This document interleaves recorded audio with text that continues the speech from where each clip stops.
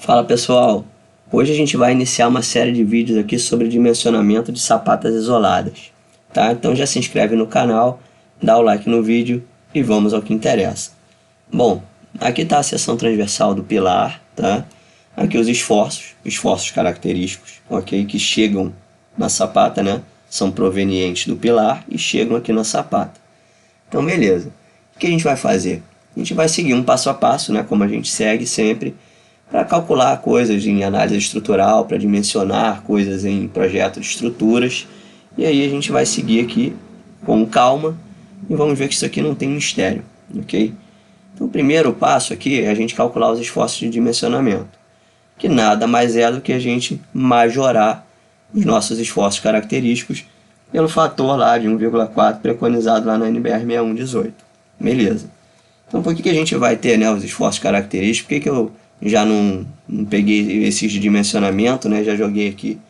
Pelo seguinte, a gente vai ver, tá? Que, ora, a gente vai trabalhar com os esforços característicos e depois a gente vai trabalhar com os esforços de dimensionamento. Maravilha. Então vamos para o nosso segundo passo. Nosso segundo passo é calcular a tensão admissível no solo, certo? Por quê? A gente vai ter uma sapata, certo? Apoiando o pilar, né? As cargas estão nas lajes, elas vão para as vigas, vão para os pilares, vão para as sapatas, vão para as fundações, no caso, né? E vão para os solos. Então, a gente precisa saber quanto que esse solo admite, né, de tensão, para a gente poder saber se aquilo ali está ok ou não. Então, maravilha. Como é que a gente vai calcular essa tensão admissível no solo? Bom, a gente vai calcular com esse método aqui, ó, semi-empírico aqui, que é pegar o N do SPT médio, o N médio do SPT, e dividir por 50. Isso aqui vai sair em megapascal, tá? E quem é esse N médio, né, do SPT? Esse N médio é o seguinte: você tem a sapata assentada aqui em alguma profundidade, ok? E aí vamos dizer que esteja a 1,5 m, tá? Esse assentamento aqui da sua sapata, 1,5 metros, beleza. Qual é o SPT que você teria aqui? Você teria o 5, né? Porque lembrando que o SPT é de metro em metro, né? Então teria o 5 e pegaria o 10, ok. Só que você considera ainda que essa carga que chega na sapata aqui, que vai para o solo, ela vai influenciar uma camada, até 2 vezes B de altura desde a profundidade aqui da sua sapata, tá? Desde aqui da cota de assentamento dessa sapata.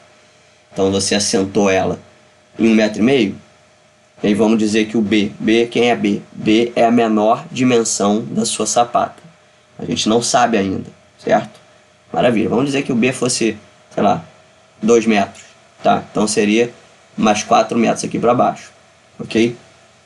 Então, maravilha.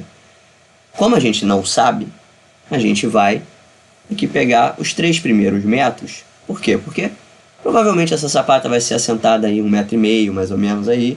Vai ter uma determinada dimensão no eixo X e no eixo Y, tá? E aí esses 2B vai passar aí desses 3 metros, tá? Ou vai ficar aí próximo a esses 3 metros, nesses 3 metros. Ok. E aí se passar, e a gente está vendo aqui que a nossa sondagem ela aumenta, certo? Conforme a profundidade aumenta. Então a gente está usando só os 3 primeiros, e a gente estaria a favor da segurança, tá? E a gente pegaria camadas mais resistentes aqui embaixo, né? Essas camadas entrariam aqui na nossa conta, e a gente acabaria tendo ali uma resistência, um N de SPT maior, tá? Então a gente usa aqui esses 3 primeiros metros e depois a gente vai verificar, tá? A gente vai verificar tudo isso aqui, então não vai ter problema. Então, os 3 primeiros metros, nós temos os 3 primeiros SPT, N de SPT, ok? Então 5, 10 e 14. 5 mais 10 mais 14 dividido por 3, a gente tem o N médio, né, de SPT. Dividido por 50, a gente chega nisso aqui, em MPa. E só passando aqui para kN por metro quadrado, 193 kN por metro quadrado. Então essa é a tensão admissível que aquele solo ali está bem para suportar. Maravilha. Aí a gente passa então para o nosso terceiro passo, que é pré-dimensionar a geometria da base da nossa sapata. Então como é que a gente vai fazer isso? A gente vai usar o NK, tá? Ou seja, o esforço normal característico. E quem é esse 1,15 aqui que a gente está multiplicando, o nosso NK? É para a gente considerar uma estimativa do peso próprio da sapata.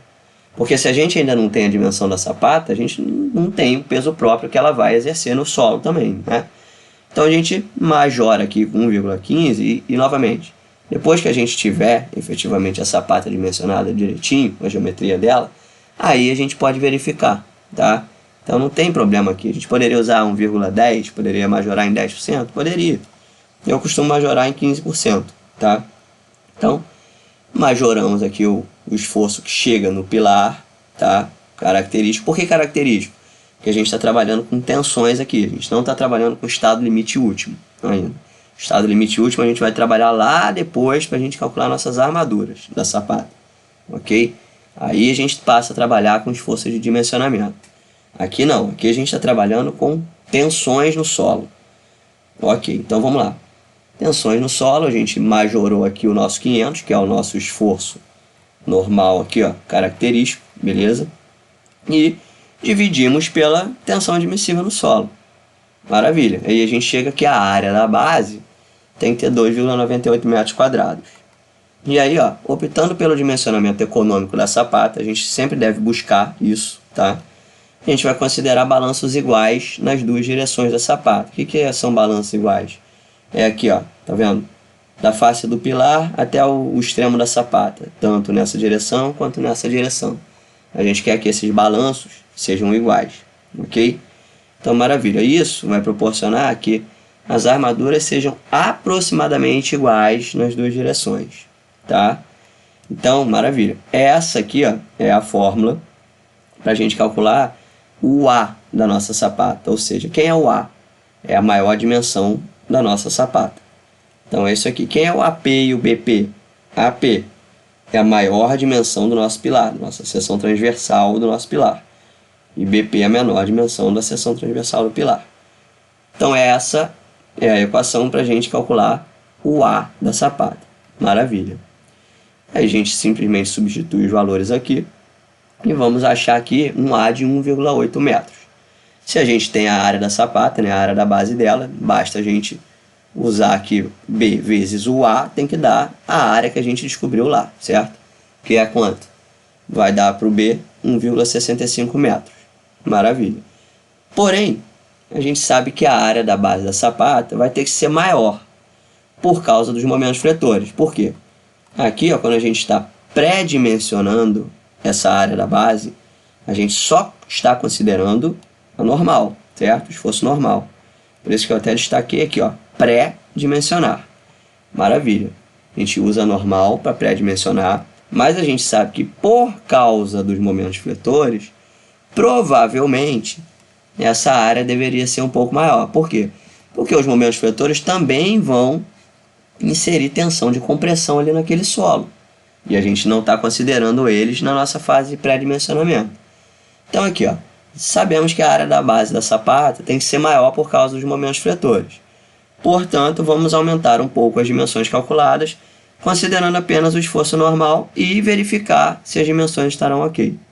Então a gente calculou, né, 1,80 por 1,65, considerando apenas o esforço normal, e vamos então aumentar em 20 centímetros aqui cada um dos lados, né? Então um vai para 2 metros e um vai para 1,85.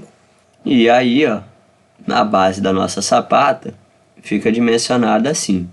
Então aqui temos o pilar, tá? E a base da nossa sapata aqui em volta. Maravilha. Então vamos para o quarto passo, que é calcular a altura da nossa sapata.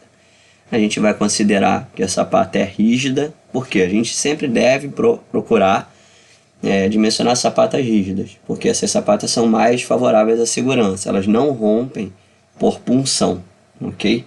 Então, a NBR 6118 diz lá que para a gente ter uma sapata rígida, a gente tem que atender essas duas condições aqui, ó. O que quer dizer isso aqui? Quer dizer que a altura total da nossa sapata, ela tem que ser maior do que os balanços da sapata divididos por 3, tá? que são os balanços? A gente já viu, né? Que é a face do pilar até a extremidade aqui da sapata, numa direção e na outra. No nosso caso, esse valor vai dar igual, tanto numa direção quanto na outra, porque a gente calculou para os balanços serem iguais, certo? Usando aqui a nossa equação aqui para achar o A e depois achar o B a partir do A e da área que a gente tem que ter, certo? Então, esses dois valores são iguais, beleza. E a gente também tem que atender, obviamente, né, a condição de que essa altura da sapata ela precisa ser suficiente para ancorar a armadura do pilar, né? Então a gente pode considerar aqui, considerando que a armadura do pilar sejam barras de 12,5 milímetros de diâmetro, o aço seja o CA50 e o concreto C25. A gente tem 47 centímetros aqui de comprimento básico de ancoragem, e aí beleza, se 55 centímetros é maior do que isso, maravilha. Então vamos adotar aqui, ó, o H adotado de 55 centímetros. Perfeito. Agora a gente tem essa condiçãozinha aqui, essa regrinha, para a gente calcular o nosso H0. Quem é o nosso H0? É essa alturazinha aqui, ó, da nossa sapata, que é vertical. E aí depois começa uma diagonal, né, uma altura inclinada até lá o pilar. E aí, ó, só para chamar a atenção aqui, que esse ângulo, tá, de inclinação, esse ângulo alfa aqui, a gente busca deixar ele igual ou menor do que 30 graus. Então, alfa é menor ou igual a 30 graus, tá? Agora deixa eu apagar isso aqui, para não confundir o nosso desenho, né? Então, vamos lá. E para que a gente tem essa alturazinha inclinada aqui? Porque assim a gente economiza material, né? Você percebe que é menos material que a gente está usando do que se a gente viesse com a altura inteira aqui, né, de 55 centímetros, certo? Maravilha. Então a gente tem essa regrinha aqui, ó, que o H0 ele tem que ser o maior valor dentre 20 centímetros ou H sobre 3. Então H sobre 3 é 18,3 centímetros. Então a gente vai usar o H0 como sendo 20 centímetros. Então aqui, ó, implanta a nossa geometria da sapata ficou assim, 200 por 185 centímetros. E aqui em corte, né, olhando para ela de frente, a gente tem ela aqui. Todos esses valores são pré-dimensionados, tá? Porque a gente vai agora poder calcular o peso próprio, efetivamente, da sapata. E aí ver, né, considerar tanto o peso próprio da sapata, quanto os momentos fletores e a normal. E aí a gente calcular qual é a tensão que ela está jogando no solo. E aí a gente vê, ah não, beleza, está abaixo da nossa tensão admissível do solo. Então maravilha, essas condições, essa geometria aqui atende a condição de tensão admissível, está perfeito, podemos seguir com o nosso dimensionamento. Se não, a gente tem que mudar a geometria, ok? Então vamos parar esse vídeo por aqui e aí a gente continua o nosso dimensionamento da sapata na parte 2. E é isso. Se você gostou desse vídeo, deixe o seu like e até o próximo vídeo.